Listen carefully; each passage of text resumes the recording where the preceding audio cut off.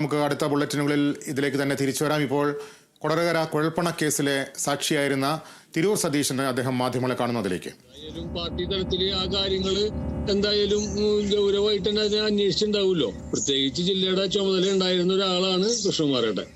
അപ്പോ കൃഷ്ണകുമാരേട്ടൻ ഇനിയിപ്പോ എന്തെങ്കിലും കാര്യങ്ങൾ കൂടുതൽ അറിയണ്ടോ ഇല്ലെന്ന് അദ്ദേഹത്തിനോട് ചോദിക്കണം. ഇല്ലാന്നുണ്ടെങ്കിൽ ഇവിടുത്തെ ജില്ലയുടെ നേതാക്കന്മാർക്ക് അറിയുള്ളൂ അദ്ദേഹം ഇതില് എന്തെങ്കിലും കാര്യങ്ങളിൽ ഇടപെട്ടിട്ടുണ്ടോ എന്നുള്ളത്. ഇൻവോൾവ്മെന്റ് ഉണ്ടോന്ന് ഞാൻ ചോദിച്ചു കഴിഞ്ഞാൽ ഞാൻ പറഞ്ഞില്ലേ, അതായത് ഞാൻ 2023 ഓഫീസിൽ നിന്ന് സ്വമേധയാ ഞാൻ എന്റെ വ്യക്തിപരമായ കാര്യത്തിന് ഇറങ്ങി വരുന്ന സമയത്ത് ആ സമയം വരെയും അദ്ദേഹമാണ് പാർട്ടിയുടെ സംസ്ഥാന ചുമതലയുള്ള ജനറൽ സെക്രട്ടറിമാരിൽ ജില്ല ശ്രദ്ധിക്കേണ്ടായിരുന്ന ജനറൽ സെക്രട്ടറി.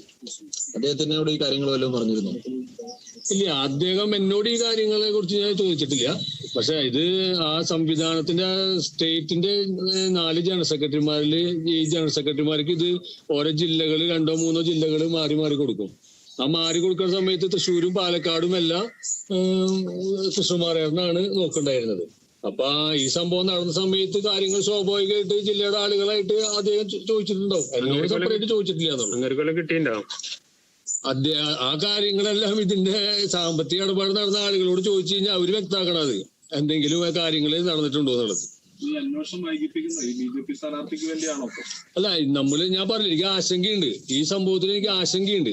എന്താണ് ഈ വെളിപ്പെടുത്തൽ വന്ന് 20 ദിവസമായിട്ടും എന്തുകൊണ്ടാണ് ഇത് എനിക്ക് കോടതിയിൽ നിന്ന് ഇത് മറ്റേ മൊഴി എടുക്കുന്നതിന് വേണ്ടി പെർമിഷൻ വേണമെന്നാണ് ഞാൻ നിങ്ങൾ എഴുതിയ രീതിയിൽ ഞാൻ ചാനലിൽ നിന്ന് മാധ്യമങ്ങളിൽ നിന്ന് അറിഞ്ഞത്.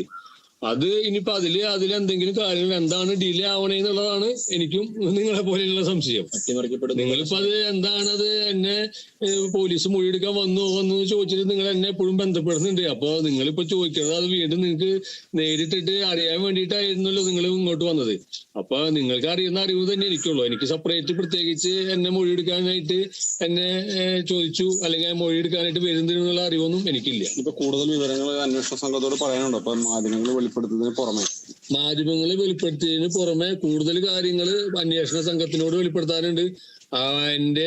എന്റെ കയ്യിലുള്ള ആവശ്യത്തിനുള്ള തെളിവുകൾ ഞാൻ അന്വേഷണ സംഘത്തിന് കൈമാറും.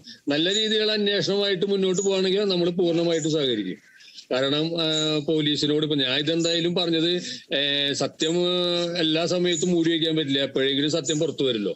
അപ്പൊ അതുകൊണ്ട് ഞാനിത് പറഞ്ഞ സ്ഥിതിക്ക് എല്ലാ കാര്യങ്ങളും ഞാൻ സ്വാഭാവികമായിട്ട് പോലീസിന്റെ അന്വേഷണ ഉദ്യോഗസ്ഥര് അതിൻ്റെതായ ഗൗരവത്തില് എന്റെ മൊഴിയെടുക്കാൻ രേഖപ്പെടുത്താൻ വരുന്ന സമയത്ത് ഞാൻ എല്ലാ കാര്യങ്ങളും പറയും. എനിക്ക് എന്റെ കയ്യിൽ ആവശ്യമുള്ള രേഖകൾ എന്തെങ്കിലും എന്റെ കയ്യിലുള്ളത് ഞാൻ പോലീസിന് കൈമാറുകയും ചെയ്യും. 20 ദിവസമായിട്ട് പോലീസിന്റെ സുരക്ഷയിലാണ് ജീവിക്കുന്നത്. അപ്പോ BJP ഭാഗത്തുനിന്ന് ഭീഷണി തുടരാണ്? അല്ല, ഭീഷണിയുടെ കാര്യങ്ങൾക്ക് ഇവിടെ പോലീസ് പിക്കിട്ടുണ്ടല്ലോ. അപ്പൊ പോലീസാണ് അത്തരം കാര്യങ്ങൾ നോക്കേണ്ടത്. എന്നെ സെപ്പറേറ്റ് വേറെ രീതിയിൽ വിളിച്ചിട്ട് അങ്ങനെയുള്ള ഭീഷണികളൊന്നും എനിക്ക് തുടക്കത്തിൽ ഉണ്ടായിരുന്നുണ്ടെങ്കിലും ഇപ്പൊ ആ സാഹചര്യങ്ങളില്ല. കാരണം പോലീസ് പിക്കറ്റ് ഉണ്ട്, പിന്നെ പെട്രോളിംഗ് എല്ലാം ഇവിടെ ഉണ്ട്.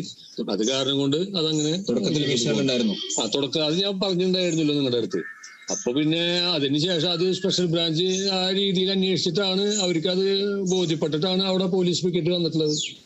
സംഭവം ഇപ്പൊ ഈ കേസിന്റെ കാര്യത്തിൽ ഒരു ആശങ്ക പോലെ തന്നെ അത് നീണ്ടു പോകും തോറും എനിക്കും എന്റെ ജീവനും ഒരു ഭീഷണി പോലെ എനിക്കിപ്പോ ഫീൽ ചെയ്യുന്നുണ്ട്. വീടിന്റെ ജപ്തിയുടെ കാര്യത്തിൽ വീണ്ടും നോട്ടീസ് വരിക അങ്ങനെ എന്തെങ്കിലും ഉണ്ടായോ? ഇല്ല, നോട്ടീസ് അന്ന് വന്നത് തന്നെയുള്ളൂ. പിന്നെ ഞാന് വീണ്ടും വന്നു എന്ന് പറഞ്ഞിട്ട് അതിൽ നുണ പറയാനായിട്ട് ഞാൻ ഉദ്ദേശിക്കുന്നില്ല. അങ്ങനെ വന്നിട്ടുള്ള നടപടികൾ അങ്ങനെ തന്നെ നിൽക്കുന്നുണ്ട്. നമ്മുടെ ജീവിതം ഇതുപോലെ തന്നെ സാധാരണ രീതിയിൽ ഇങ്ങനെ പോകണം, ബുദ്ധിമുട്ടും പ്രയാസങ്ങളായിട്ട്. ജോലിക്ക് പോകാൻ തടസ്സമുണ്ടോ? ഇത്തരം ഭീഷണികളൊക്കെ നിലനിൽക്കുന്നു. ജോലിക്ക് പോകാനായിട്ട് തടസ്സം ഉണ്ടെങ്കിൽ കൂടി എനിക്ക് കുടുംബത്ത് എന്റെ മകനെയും ഭാര്യനെയും ഭക്ഷണം കൊടുക്കണ്ടേ. അപ്പൊ അതിന് വേണ്ടിയിട്ട് ആരെങ്കിലും ഡ്രൈവിങ്ങിന് വിളിക്കുന്ന സമയത്ത് ഞാൻ പോയിട്ട് വരും. അതിവിടെ പോലീസിനോട് ഞാൻ പറഞ്ഞിട്ടാണ് ഞാൻ പോകാറുള്ളത്. അങ്ങനെയാണ് ഇപ്പോഴത്തെ ഒരു അവസ്ഥ. Okay, thank you. കുഴൽപ്പണക്കേസിൽ നിലവിൽ സാക്ഷിപ്പട്ടികയിലുള്ള തിരൂർ സതീഷാണ് പ്രതികരിച്ചത്. BJP ഓഫീസിലേക്ക് ചാക്കുകളിൽ കള്ളപ്പണം എത്തിയെന്ന് വെളിപ്പെടുത്തൽ നടത്തി